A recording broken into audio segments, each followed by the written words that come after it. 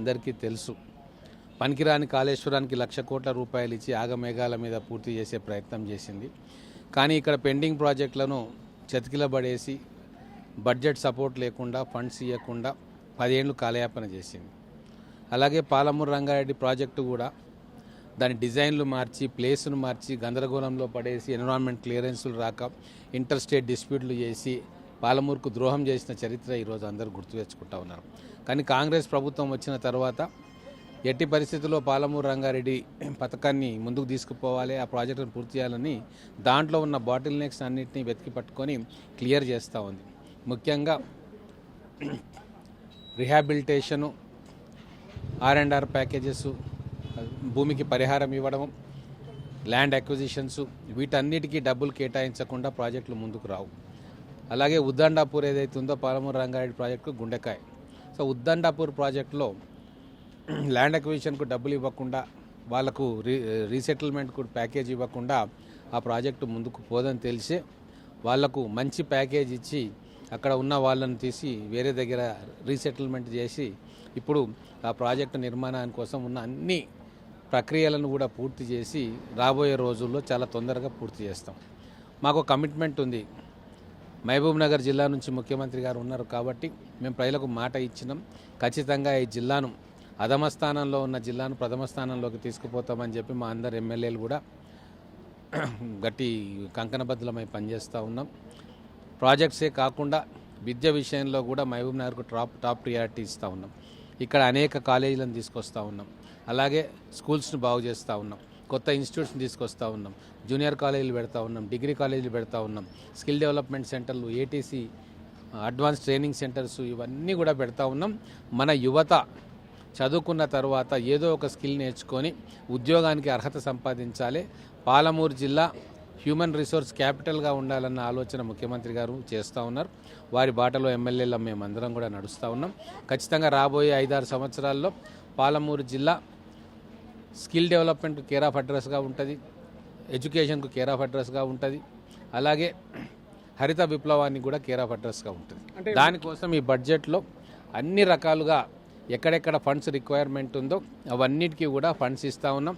గతంలో లాగా పేపర్ మీద పెట్టి లాస్ట్ మినిట్ ట్రాన్స్ఫర్ చేయడం ఉండదు. ఖచ్చితంగా దేనికి ఎంత కావాలనో రియలిస్టిక్ అంచనాలు వేసుకున్నాం. దాని ప్రకారంగానే అలాట్మెంట్ చేసుకున్నాం. అంటే ఇప్పుడు కేటాయించినటువంటి పాలమూరు ప్రాజెక్టుల నిధులన్నీ కూడా గత ప్రాజెక్టులకు బకాయిలు చెల్లించడానికే సరిపోతుంది తప్ప పనులు చేయడానికి, పూర్తి చేయడానికి కాదని చెప్పేసి బీఆర్ఎస్ నేతలు అంటున్నారు. దీనిపైన ఏమంటారు?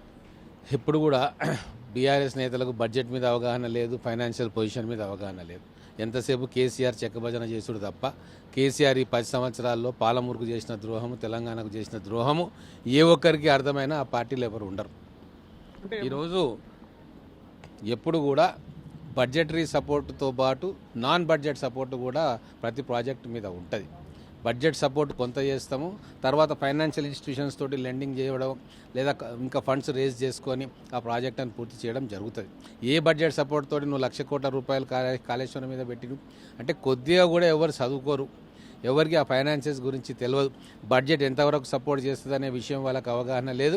10 సంవత్సరాలు అయిపోయింది, ఒక ప్రాజెక్టు కట్టలేదు.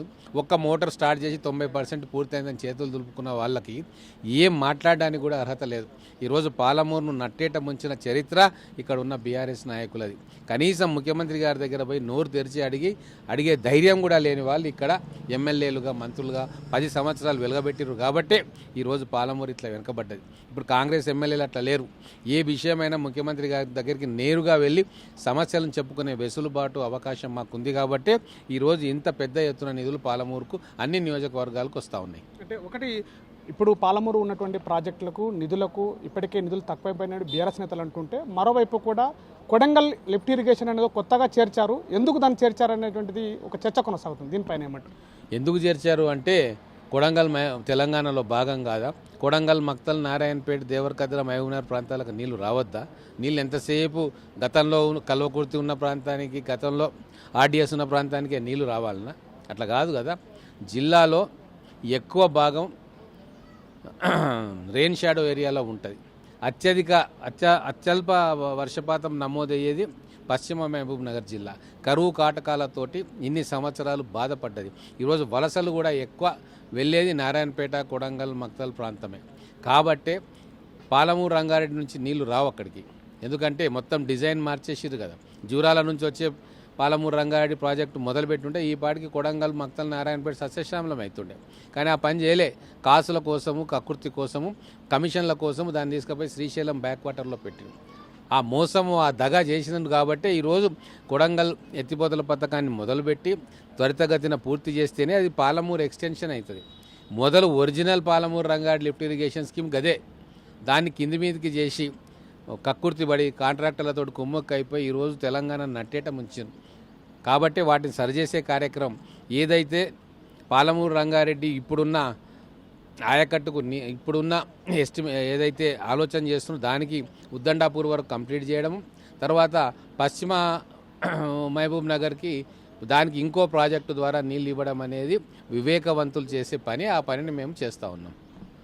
ఇది ఉమ్మడి పాలమూరు జిల్లాలో ఉన్నటువంటి ప్రాజెక్టులకు అన్నిటికీ కూడా ఇప్పటికే కాంగ్రెస్ ప్రభుత్వం బడ్జెట్లో కేటాయించిన నిధులు అత్యధికంగా కేటాయించాము. అయితే ఈ నిధులన్నీ కూడా చిత్తశుద్ధితోటి పాలమూరు ప్రాజెక్టులన్నిటి కూడా క్లియరెన్స్ చేస్తామని చెప్తున్నారు. పూర్తిగా అటు గత బీఆర్ఎస్ నాయకులందరూ కూడా బడ్జెట్లో కేటాయించిన నిధులపైన కూడా ఎలాంటి అవగాహన లేకుండా మాట్లాడుతున్నారు. కేవలము అటు కొడంగల్ లిఫ్ట్ ఇరిగేషన్ పాలమూరులో భాగమే. పాలమూరులో కూడా ఈ యొక్క నిధులు కేటాయించి పాలమూరులో ప్రతి ఒక్క ఎకరాకు కూడా నీళ్లు అందించే విధంగా కూడా కాంగ్రెస్ ప్రభుత్వం చిత్తశుద్ధితో ఉందని చెప్పేసి ఎమ్మెల్యే ఎన్ఎం శ్రీనివాసరెడ్డి అంటున్న పరిస్థితి. Camera person నర్సింగ్తో Shivaji, RTV, Mahabub Nagar జిల్లా.